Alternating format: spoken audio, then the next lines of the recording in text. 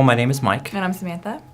and we're here at West Coast Brace and Limb basically because we had a premature infant.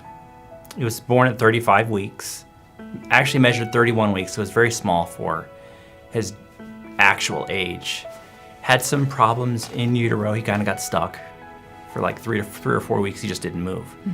So because of that, he had one side of his head was more round than the other and had some misshapen issues.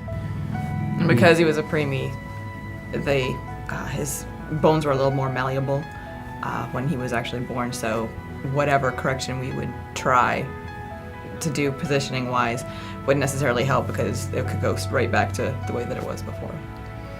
As well as because he was tiny, he was feed him, put him back to bed for 3 hours, pick him up and feed him, put him back in bed for 3 hours. So he had to be always in bed so that he could grow, so he could maintain his temperature and everything.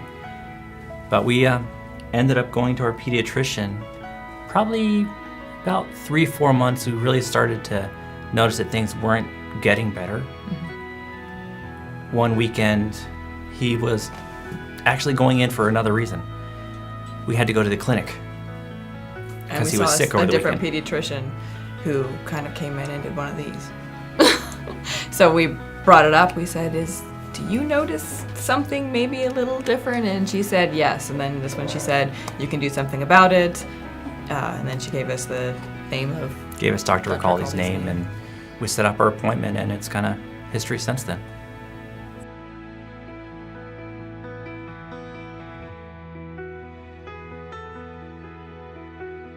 Well, I had done a lot of research on plagiocephaly before because I thought that might have been, I looked into a number of different things, and I thought, well, maybe that's when we asked the pediatrician. So I'd done a lot of reading on it, and I'd actually read about the Star Band before we even were introduced to West Coast Brace and Limb, and you are... I'm a nurse in the pediatric ICU at a local hospital.